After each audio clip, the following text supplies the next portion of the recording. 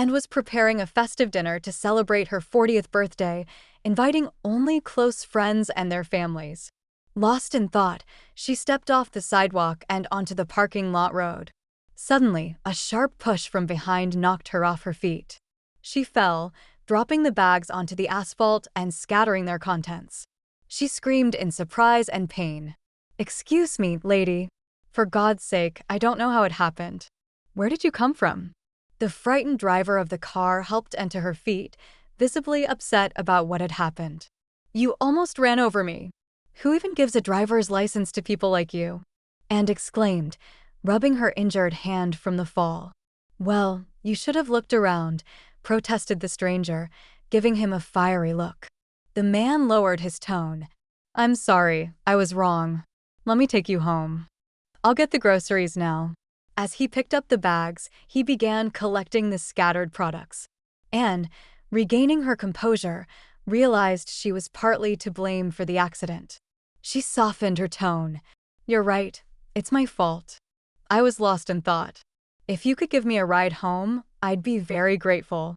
"My name is Matthew," the man said with a smile, extending his hand. And shook his hand, smiling in return.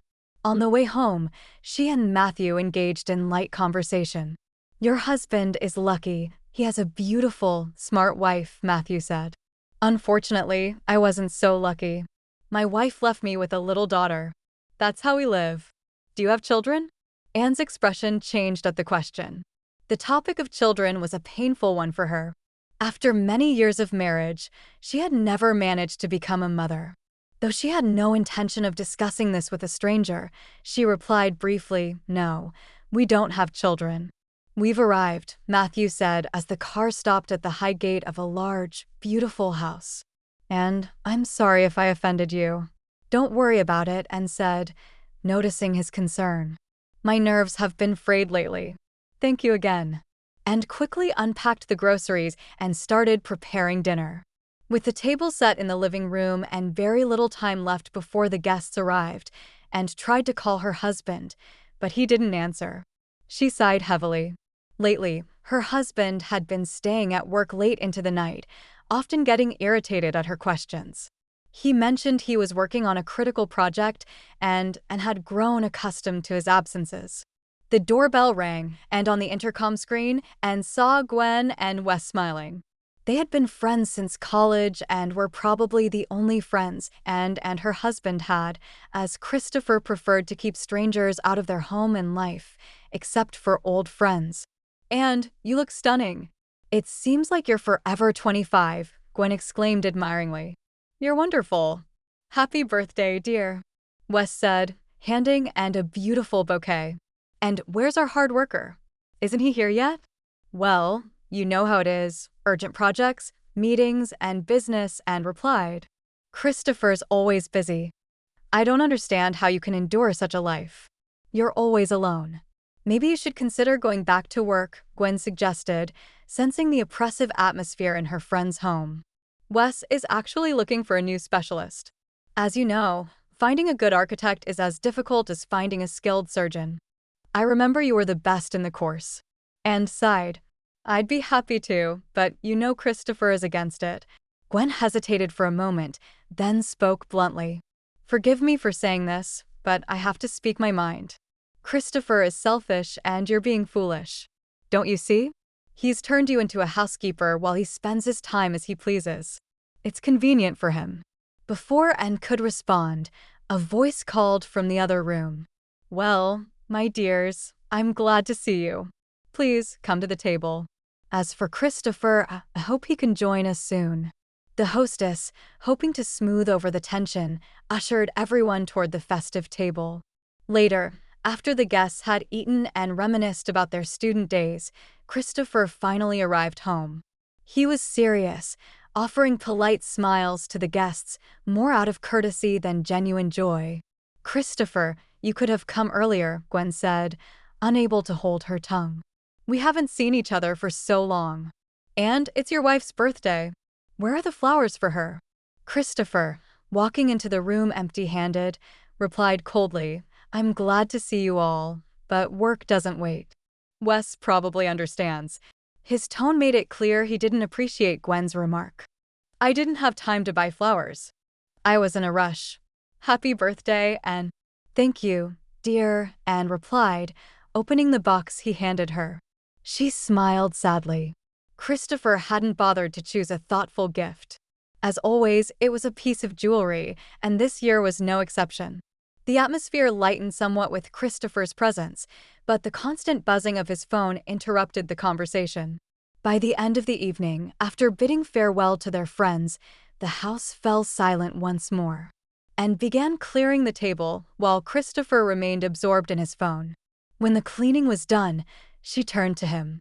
Christopher, don't you think that even when you're at home, you're very far from it in your thoughts? Don't nitpick. I'm working, okay?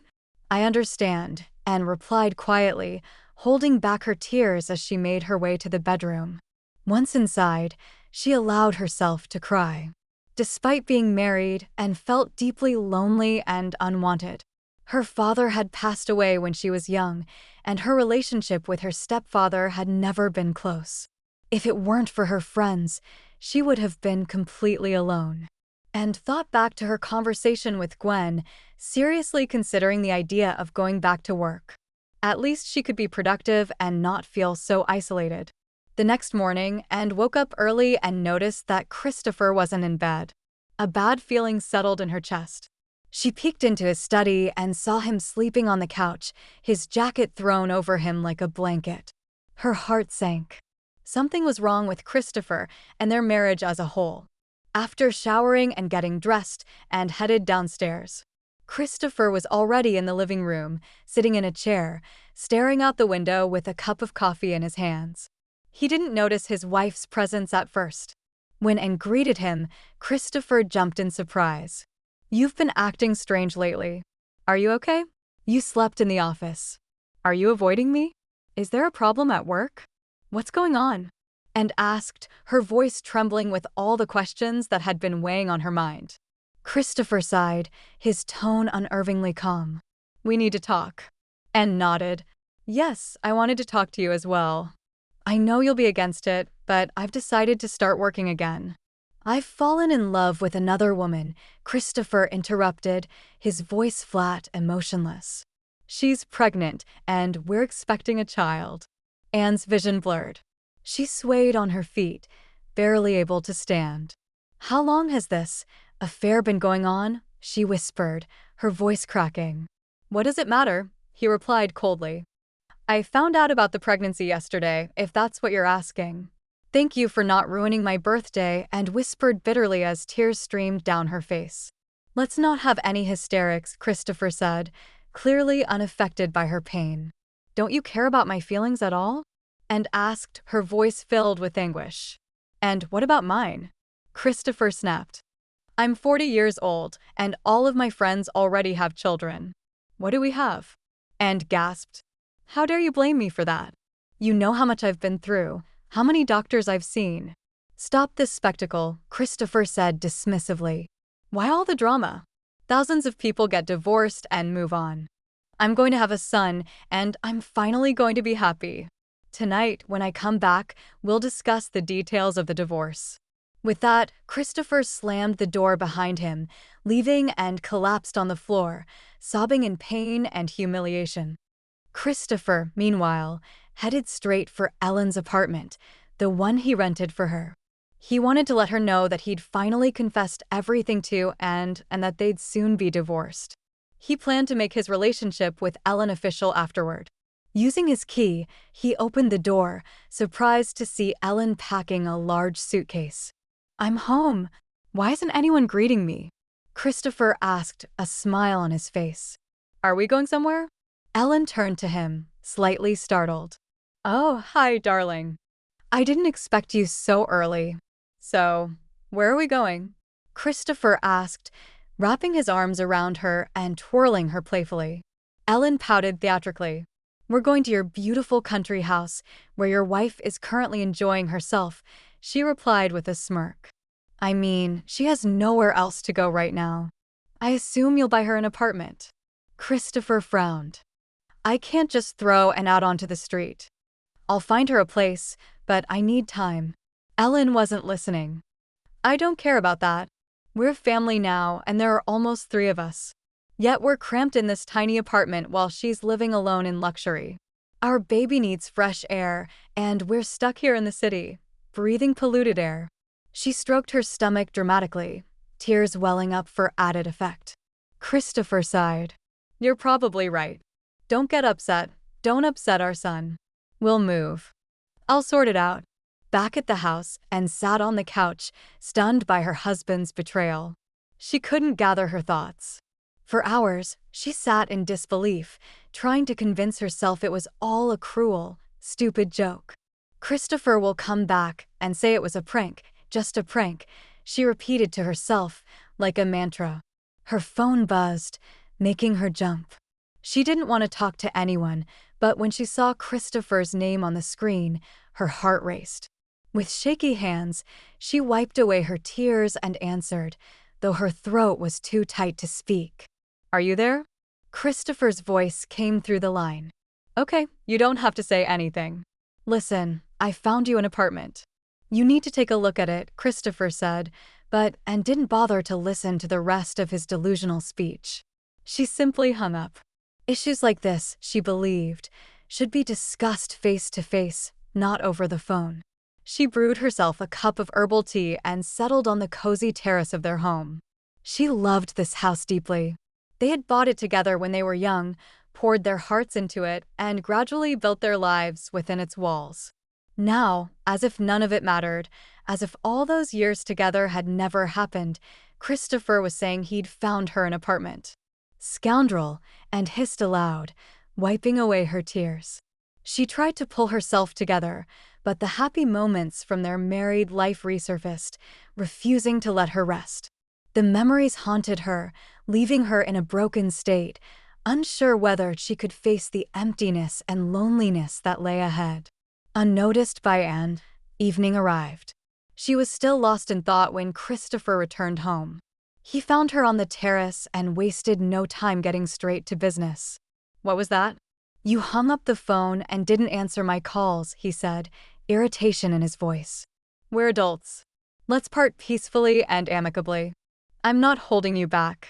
And stared at him, her voice dripping with sarcasm. What do you mean, you're not holding me back? Go to your mistress if you want. I'm not leaving this house.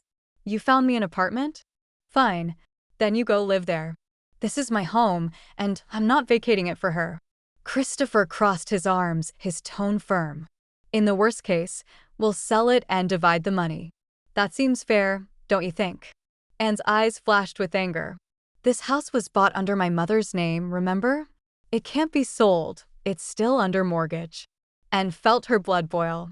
Now I see why you insisted on putting the house in your mother's name. You covered your back very well, didn't you? Do you remember I sold my apartment and invested everything I had into this house? I remember everything, Christopher replied coldly. That's why I'm telling you, I found you an apartment. You need to see it, then we can finalize the deal and the divorce. Stay here if you like, but remember, you have to answer for everything in this life, for everything, and you will definitely answer for the pain you've caused me, Christopher said, his voice cold. The next day, Anne went to see the apartment her husband had found for her. On the way, memories flooded her mind. How happy they had once been, how much they had struggled together to build the life they wanted, and the sacrifices she had made for him.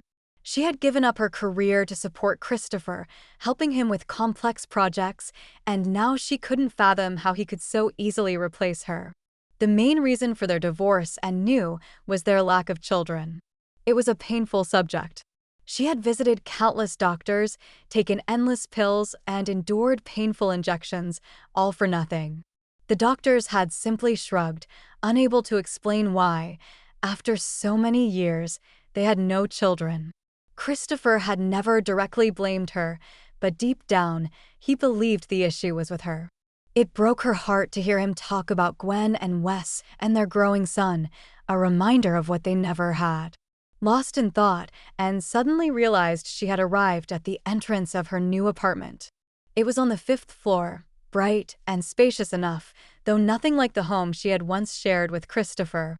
It would do for a fresh start, but she couldn't shake the bitterness. Where I started, I end, she muttered to herself.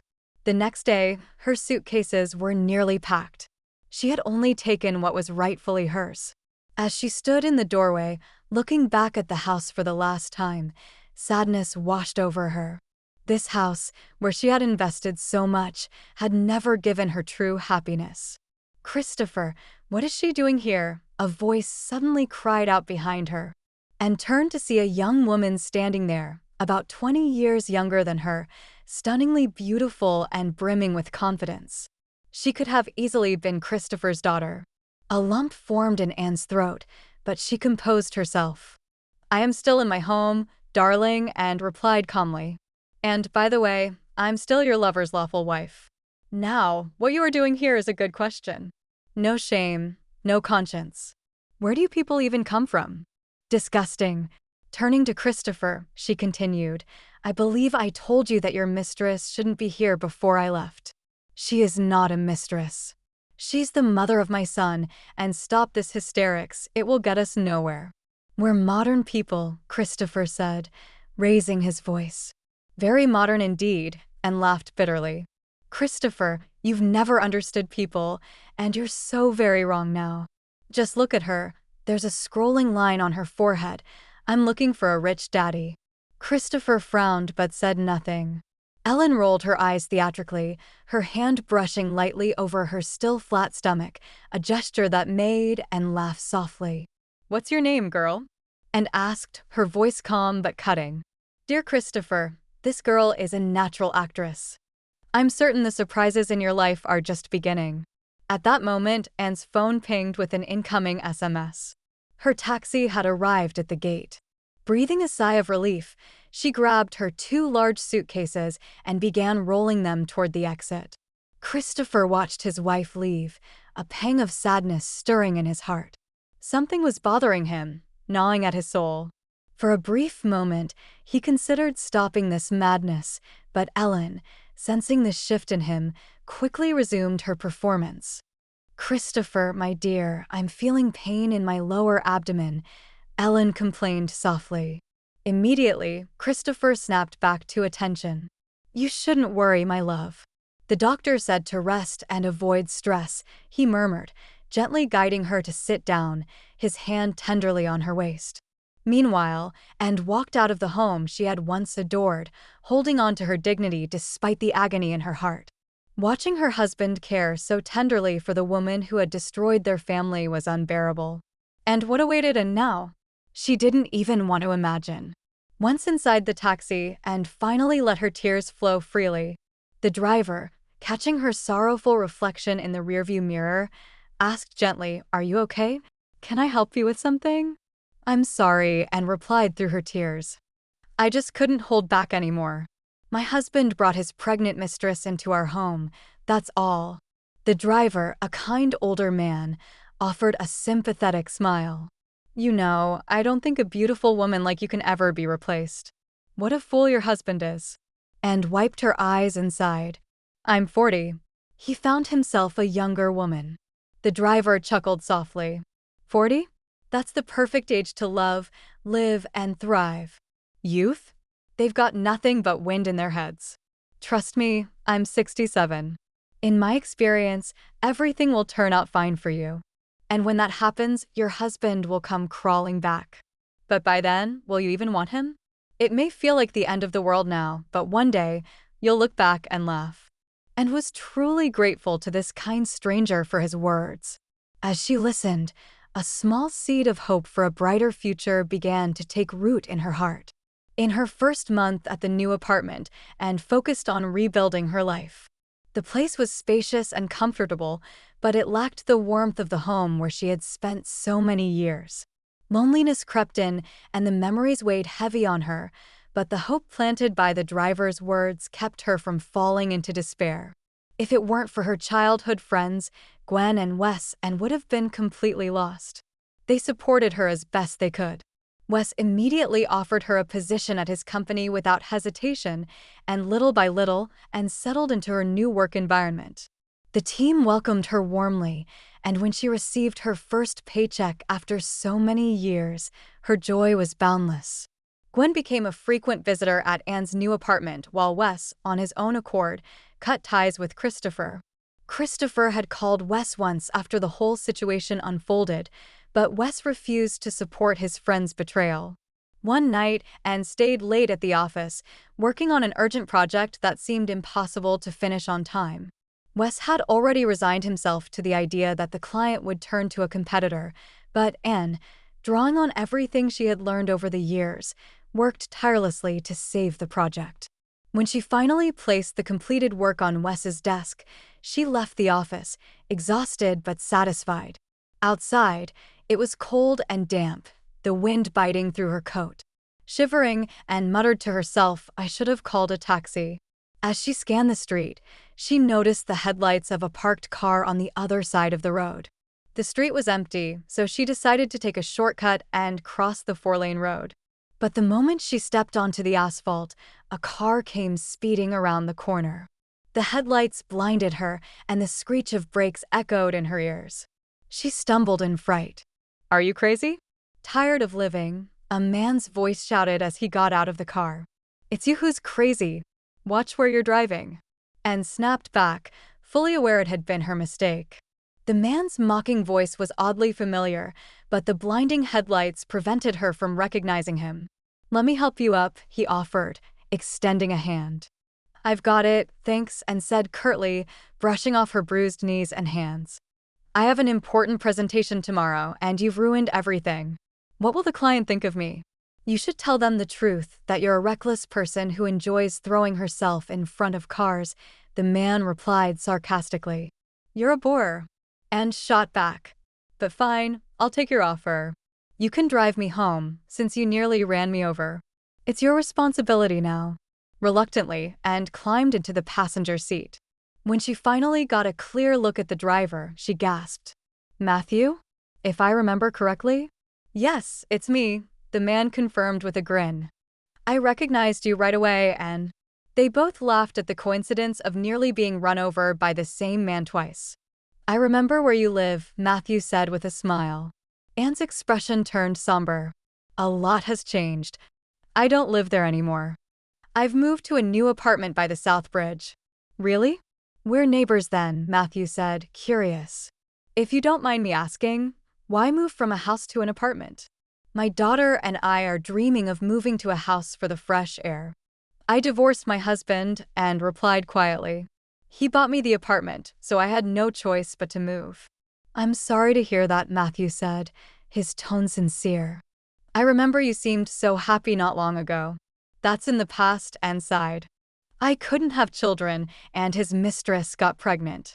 Now they live in my house, enjoying their new life, while I'm in the apartment. That's it. I've satisfied your curiosity, so let's be quiet now. I have an important day at work tomorrow," Anne said, shutting down the conversation. "I'm sorry, Anne. I didn't realize it was like this," Matthew responded softly. The rest of the drive was silent, with the tension hanging in the air. When they arrived at Anne's new apartment, Matthew smiled. "We're neighbors. I live across the street. I hope this won't be the last time we meet, but maybe next time under better circumstances. Thank you for the ride," Anne smiled back before heading inside. That night, it took her a while to fall asleep, her mind bouncing between thoughts of the work she had done on the project and the brief connection she felt with Matthew. He was handsome, and being with him felt uncomplicated. She found herself hoping their paths would cross again soon. The next morning, Anne's eyes barely opened when she glanced at the clock. Horror. "I overslept. Not today," she gasped. She rushed around her apartment, getting ready in record time. In just 10 minutes, she had dressed, touched up her lashes, applied a quick blush, and tied her long hair into a tight bun. "Why didn't I call a taxi earlier?" she cursed to herself, standing impatiently while waiting for one. "Good morning, neighbor," a familiar voice called from behind, and turned to see Matthew pulling up. Relief washed over her. "Matthew, help me. I'm late for a critical meeting," she cried, running toward his car. "I worked late on this project last night, and it's crucial for my future and the company's reputation. My boss says the client is extremely picky, and I'm the only one who knows the nuances." I have to convince him our project is the best fit. Well, how can I refuse such a beautiful woman in distress? Matthew chuckled. Though I have an important meeting myself. It's not far from where you almost ran me over yesterday and teased, breathless. Matthew smiled, noting how naturally beautiful she looked with minimal makeup. All right, but I have a condition: you owe me lunch sometime. Deal. Let's go, she laughed, hopping into the car. They reached the office just in time and jumped out and dashed into the building, calling out a quick thank you over her shoulder. Matthew watched her disappear inside, a smile lingering on his face. Who would willingly let such a woman out of their life? He thought, shaking his head in disbelief before parking his car. Inside the office, Anne practically flew in, panting. Wes, I made it. Did you check the project? I did everything I could, actually. Even more, she exclaimed, rushing to the desk. There are concerns about the construction site near the river, but I solved the flooding problem like this, she continued, grabbing a pencil and sketching out her solution on the blueprints. For a few seconds, Wes stood there, stunned. And you're a miracle. You did in one evening what my top specialists couldn't come up with in weeks. The client will be here any minute, and I'm counting on you for the presentation. Don't worry, Wes. I've got this, and reassured him, her confidence steady despite her racing heart. Sorry I'm late, came a familiar voice behind her. And froze, turning slowly. Matthew? What are you doing here? He grinned. Surprise, and it turns out I'm the picky client who kept you up working late last night. Wes tensed at first, unsure of the situation, but quickly relaxed as he saw the friendly dynamic between them. Good day, Mr. Foy, Wes greeted, extending his hand. I didn't realize you knew, and good day, Matthew replied, shaking Wes's hand. Yes, and I are friends and neighbors now. I'm sure I'll be more than pleased with her project. Shall we move forward with the presentation? The negotiations proceeded in a pleasant and productive atmosphere, and Anne couldn't help but feel a little lighter. Here's the revised version of the passage with improved flow and clarity. Matthew was impressed by Anne's professionalism. To be honest, I approached another company with a similar question, but their project was a failure. They couldn't handle the details of seasonal flooding, but you succeeded. Anne blushed slightly. It's not just my merit. Our whole team worked hard on this project. I like everything about it, Matthew said. I'd like to invite you to the site where the house will be built. I also want to discuss a few details. Will tomorrow work for you? And glanced at Wes, who nodded encouragingly. You've done an excellent job, Anne. Congratulations. You'll lead this project to the end, Wes said with a smile. All day, Anne was in high spirits. Things were gradually improving in her life. She hardly thought about her ex-husband and the betrayal. Her feelings for Matthew were becoming more apparent, and Matthew didn't hide his growing sympathy for her. Wes, sincerely wishing her happiness, entrusted her with an important project. As Anne left the office at the end of the day, she felt a strange sense that Matthew might be nearby. What am I doing?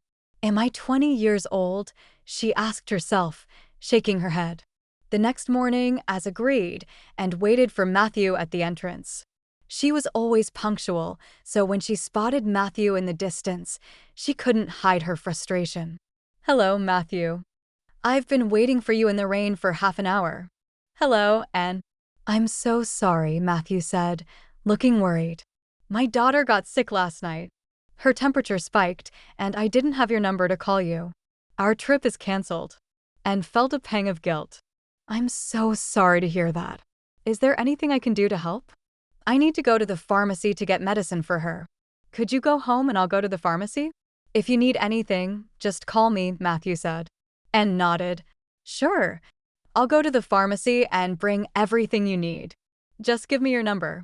15 minutes later, Anne returned with a bag of fruit and medicine. Take off your coat and come in, Matthew said as he helped her inside. Eva fell asleep. I made tea. You're all wet, you shouldn't get sick because of me, and was surprised by the modesty of Matthew's apartment. Given the size of the project, she expected something more lavish. However, the apartment was modest but cozy. Over tea, Matthew and Anne talked about his daughter, Eva. She was born healthy, but a month later, doctors found a congenital heart defect. She had surgery when she was 1, and it was successful. However, a year later, she had her first asthma attack. No one has been able to cure her completely. The only advice was to get her out of the city more often to fresh air. That's why I'm building this house, Matthew continued. The location by the river is ideal for her health. You're the only one who could solve the flooding problem. Anne's curiosity was piqued.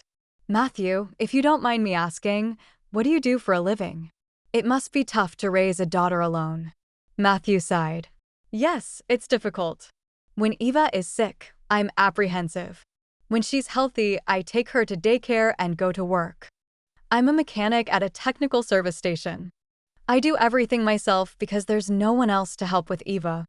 I'm impressed and said, "It must be a lot to handle." Matthew nodded. It is. We're looking forward to the house being finished. My childhood friend runs a sawmill not far from the plot. He needs a good woodsman. I've done this kind of work before. Really? Do you understand this kind of work? Anne asked, surprised. Yes, Matthew said with a smile. My father did it all his life. Anne admired his dedication and resilience. It was clear that despite the challenges, Matthew did everything he could for his daughter and future. Matthew shared more about his life as Anne listened with admiration. I used to have a profitable word processing business, he said. I grew up around here, but after my mother passed away, my father remarried and sold everything. I wasn't interested in continuing the business. I just wanted to leave for the city. My father gave me a large sum from the sale, and I used it to graduate from agricultural college. I know everything about forestry, but since my profession wasn't in demand in the city, I became a car mechanic. It's been good work, enough to support Eva and me. I still plan to leave the city eventually and do what I love. And was impressed by Matthew's story. She had never met someone so genuine and sincere, apart from Gwen and Wes. Matthew's sense of humor, simplicity, and care were endearing. His sincere eyes and smile made him even more charming. As they talked, they didn't notice Eva entering the kitchen. Daddy, who is this lady? The little girl asked. Matthew smiled at Eva. Come here, sweetheart. I'll introduce you to my friend. This is Anne. She lives next door and came to help us when she heard you were sick. Hello, Anne. I'm Eva. Nice to meet you, Eva said, looking up at Anne with curiosity. It's lovely to meet you, Eva. You're a very cute and beautiful girl, Anne replied, her heart warming at the girl's openness. Do you have a daughter? Eva asked. Unfortunately, no, Anne said. But I would love to have a smart daughter like you. Well, if Eva agrees, I suggest we order pizza and watch a movie. We have a free day tomorrow, Matthew proposed. Eva's face lit up with joy. Hooray! Will Anne join us too? Matthew glanced at Anne, who was slightly taken aback. If you want me, I'd be happy to join, Anne said, gently stroking Eva's unruly curls. Eva hugged Anne, leaning her head on Anne's shoulder. Anne felt touched by the child's warmth and sincerity. From that day forward, a true friendship blossomed between Anne and Matthew. Eva was thrilled to have Anne as a frequent guest.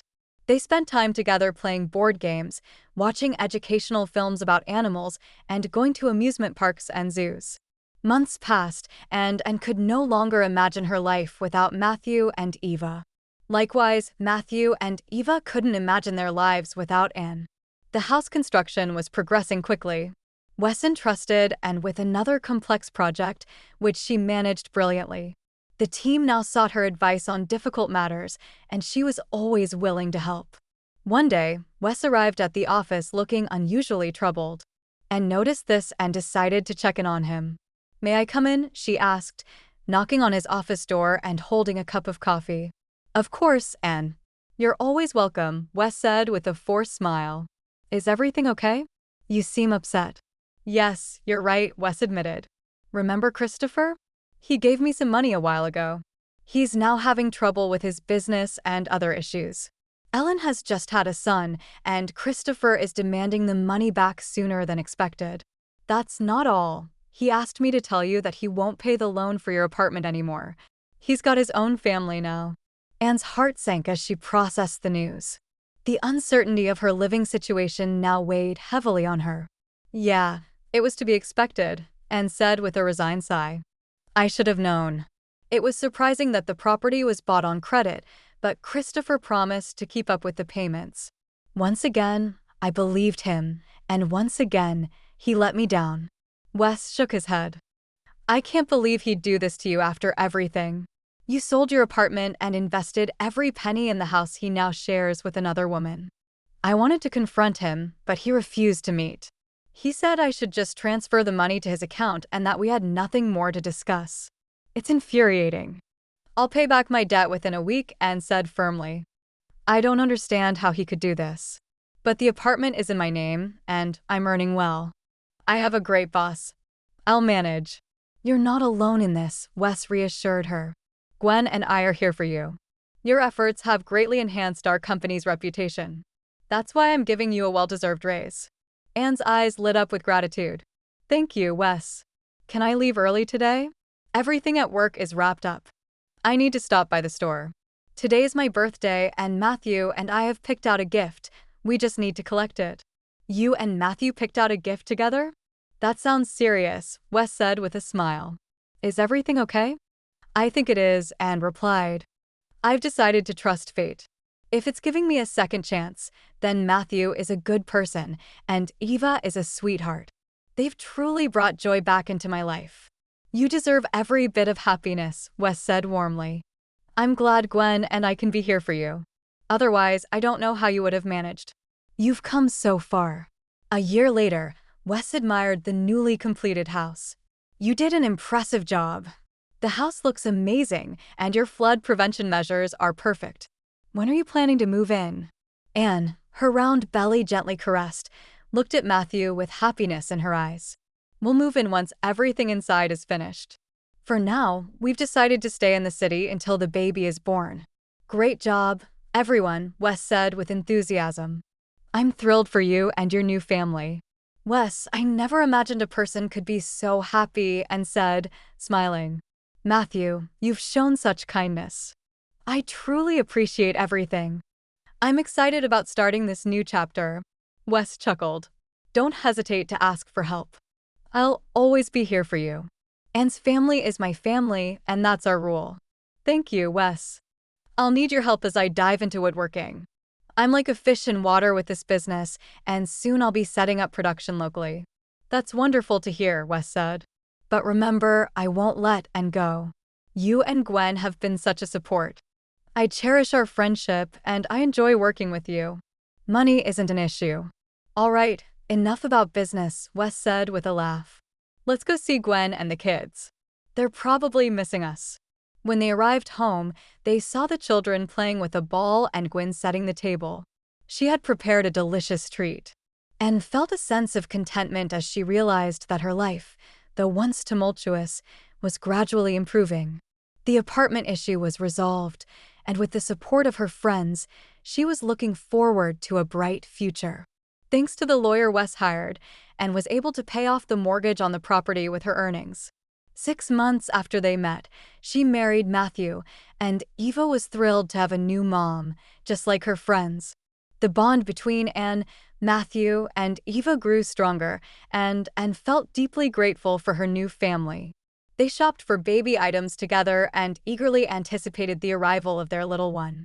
One day, when Matthew was out of town, Anne went for a routine appointment at the women's clinic.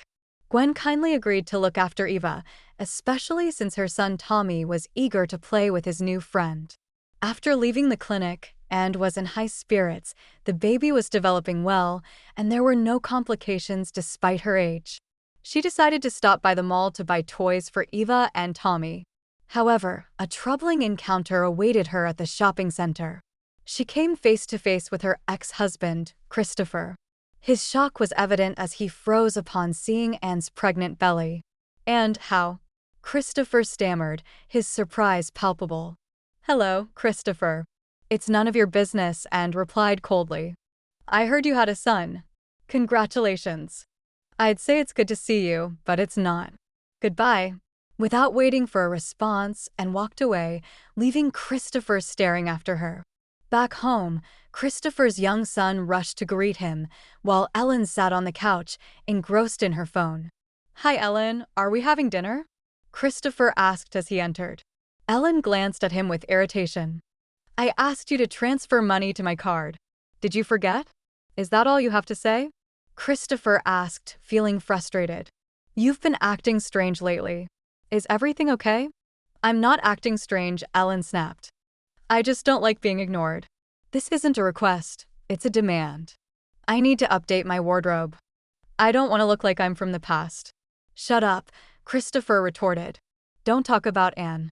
You're not worth her little finger. If it weren't for our son."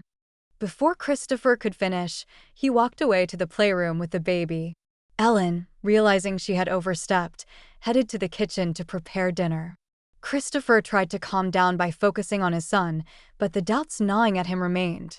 The child had mentioned having ice cream and playing with his uncle, which puzzled Christopher. That night, Christopher couldn't stop thinking about Anne. He remembered how well she looked and how pregnancy suited her. The realization that she was happy with someone else drove him mad. He was overwhelmed by a sudden wave of jealousy. The next day, Christopher addressed Ellen as he was leaving for work. "I've sent the money you asked for. Update your wardrobe," he said, attempting to mask his discontent. Ellen smiled brightly and leaped into her husband's arms. "My dear, thank you. I love you so much," she said. Christopher gently pushed her away and left for work. That day, he didn't go to the office. Instead, he decided to follow Ellen to see if she would truly go shopping as she claimed. To his dismay, he discovered her deception. As soon as Ellen and their son left the house, Christopher trailed them discreetly. His suspicion was piqued when Ellen drove to a residential area and parked in front of a 10-story building. He watched from a distance as she entered the building carrying their son. Hours passed, and Ellen didn't return until late in the evening, leaving the building with a young man who carried Christopher's son on his shoulders. Christopher's anger simmered beneath the surface, but he stayed hidden, determined to uncover the truth. Meanwhile, Matthew and Anne were settling into their new dream home, which was finally complete. They planned to spend the weekend there with their friends, Wes and Gwen. Matthew, "I'm just going to my apartment to water the flowers," and said, "We won't be here for a few days. Can you manage without me?" "Of course," Matthew replied. "I'll take Eva with me. It'll be faster." Eva eagerly helped her mother water the flowers, humming a tune to entertain, and a knock at the door caught their attention. Eva ran to answer it but hesitated when she heard a stranger's voice. She called for Anne, and peered through the peephole and was surprised to see Christopher standing outside. "What are you doing here?" Anne asked as she opened the door. "We need to talk," Christopher said earnestly. "I'm sorry for everything I did to you. Please, let's start over." Anne looked at Eva and said gently, "Eva, why don't you check if we watered all the flowers? I need to talk to this person for a few minutes." Eva nodded and went off to inspect the flowers. "Christopher, are you out of your mind?" Anne said, her voice firm. "I have a different life now. I'm expecting a child with my beloved." Christopher's eyes filled with regret. "I realize now what I lost. Ellen lied to me. She had a son with another man, and I've been paying for her betrayal. I'm divorcing her. I'm all alone now. Please come back to me. I'll love your child as my own." And shook her head. "Christopher, let's be honest. I was a faithful wife. You destroyed everything. The fact that we didn't have children wasn't my fault. You got what you deserved. It's come back to you like a boomerang. Leave and never come back." Christopher's face fell in despair. As he turned to leave, Matthew arrived, having overheard the conversation. "Dear, you and Eva were gone for a while, so I decided to check on you," Matthew said. He then turned his attention to Christopher. "And what are you doing here?" "I bought this apartment," Christopher replied, trying to salvage the situation. Matthew looked at him sternly. "Well, that's an unfortunate coincidence. Please leave." Christopher, defeated, walked away, leaving Anne and Matthew to their renewed peace and happiness. Christopher's face turned pale with regret. "I have the right," he said weakly. Anne's eyes flashed with disappointment. "Oh, what a wretch you are. This apartment belongs to my wife and only to her. Have you forgotten what it means to be a man? What rights do you dare to claim here? Matthew cut him off sharply. Christopher, it's better for you to leave. It's all over. Christopher's shoulders slumped as a tear rolled down his cheek. He was overwhelmed with the realization of his loss and how he had destroyed everything himself. Slowly, he turned and made his way to the exit. At the doorstep, he paused and said quietly, "Forgive me, and you." He turned to Matthew. "Take care of her. There is no one like and in the whole wide world. Don't worry.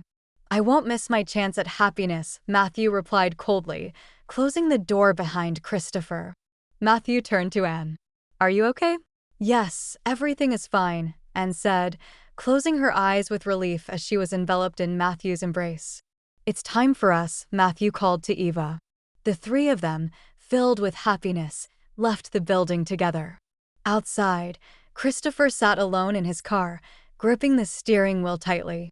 He watched Anne and her family disappear from view, knowing he would never have her again. 3 years later, a group of happy people gathered on the bank of the river in their cozy paradise. Matthew and Wes were busy at the barbecue while Tommy helped Eva teach their younger brother how to ride a three-wheeled bike. And Gwen lounged by the riverbank, watching their loved ones. "I look at my family and can't believe how happy I am," Gwen said. "It's scary to even imagine how I would have lived without them. I don't think it could have been any other way." "You deserve your happiness," Gwen replied. "Don't be offended, but I even envy you in a good way. Every day spent together is like a honeymoon. You loved, and he can move mountains and more for you." "Yes, Gwen, you're right. It feels like wings sprout from my back. Matthew is a great man. His production is booming, and by the way, I'm almost finished with your dream house project. We'll live nearby and see each other more often," Anne said joyfully. "Girls, the meat is ready. Let's eat while it's hot," Matthew called out. Wes looked at the approaching women, excitement evident on his face. "Matthew, we're lucky to have them." Matthew turned around, smiling at the beautiful and cheerful women in front of him. He thanked fate for everything in his life, for both the bad and the good. He knew now what real family joy and love were. The life of the deceived woman had changed fundamentally in a moment when she least expected it. Nothing happens for no reason. Every meeting is for something. It's important to recognize the signs of fate to avoid missing happiness. Every day, Anne watched her beloved husband Matthew play with the children and listen to their happy laughter. She thanked God for the chance at a happy and carefree future. She loved and was loved, and now she knew for sure that life could be started anew, even at 40.